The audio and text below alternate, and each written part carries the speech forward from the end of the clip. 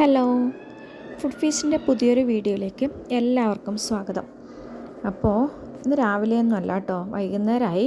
ഞാൻ ഒരു ഉച്ചയാകുമ്പോൾ ഒരു 2 മണിയൊക്കെ ആകുമ്പോൾ ഒരു 4 ഗ്ലാസ് പച്ചരിയും ഒരു 3/4 ഗ്ലാസ് ഉഴുന്നും കൂടി നന്നായി കഴുകി കുതിരാൻ വേണ്ടി മാറ്റി വെച്ചിട്ടുണ്ടായിരുന്നു. അപ്പോൾ ഞാൻ 6 മണിയൊക്കെ ആകുമ്പോൾ നന്നായി ഒന്നും കൂടി കഴുകി അതിലേക്ക് ആവശ്യത്തിനുള്ള ചോറും കൂടിയിട്ട് അരച്ചെടുക്കുവാണ്. ഞാൻ 2 പ്രാവശ്യമായിട്ടാണ് അരച്ചെടുക്കുക. മിക്സിയിലേക്ക് ഉഴുന്നും അരിയും ഇട്ടതിന് ശേഷം അതിലേക്ക് ഒരു തവി ചോറും കൂടിയിട്ട് ഒന്ന് അരച്ചെടുക്കും.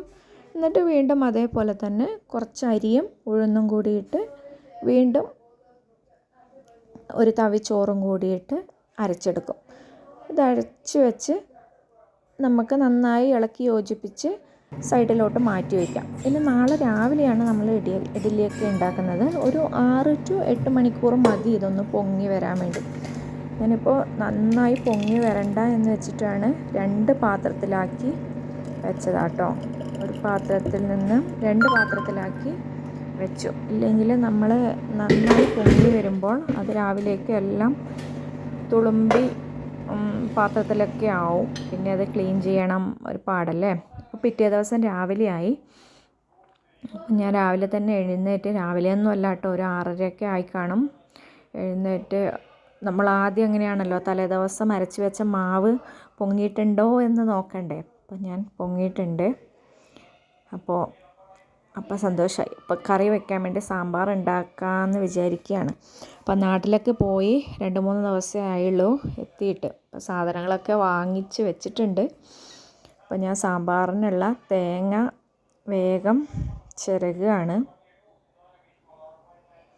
അപ്പോൾ അതിൻ്റെ ഇടയിൽ സാമ്പാറിനുള്ള പരിപ്പ് ഞാൻ വേവിക്കാൻ വെച്ചിട്ടുണ്ട്. ഞാൻ പരിപ്പും ഉരുളക്കിഴങ്ങും ക്യാരറ്റും ഒരു കഷ്ണം സവാളയും കൂടി കുക്കറിൽ ഒരു 2 വിസിലടിപ്പിക്കും. പിന്നെ തേങ്ങ അരച്ചാണ് കേട്ടോ സാമ്പാർ വെക്കുക. അപ്പോൾ വെളിച്ചെണ്ണയിലേക്ക് ജീരകം, ഉലുവ, വെളുത്തുള്ളി, പിന്നെ മുളക് ഞാൻ മുഴുവൻ മുളകും കൂടി ആഡ് ചെയ്തതാണ്.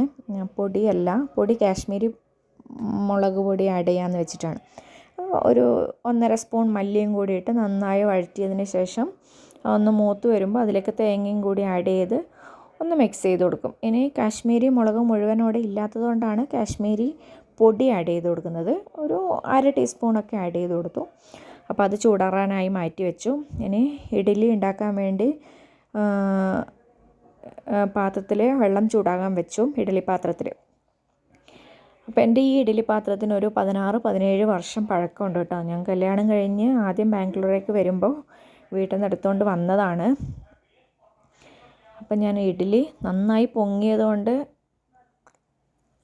നല്ല സോഫ്റ്റ് ഇഡ്ഡലി കിട്ടുമല്ലോ. അപ്പോൾ ഇഡ്ഡലി തട്ടിലേക്ക് ഞാൻ മാവ് കോരി ഒഴിക്കാണ്ട് 2 തട്ടാണ് കേട്ടോ എൻ്റെ ഉള്ളത്. ഒരു തട്ടിൽ 6, മറ്റേ തട്ടിൽ 6. അപ്പോൾ ഒറ്റയടിക്ക് 12 ഇഡ്ഡലി കിട്ടും.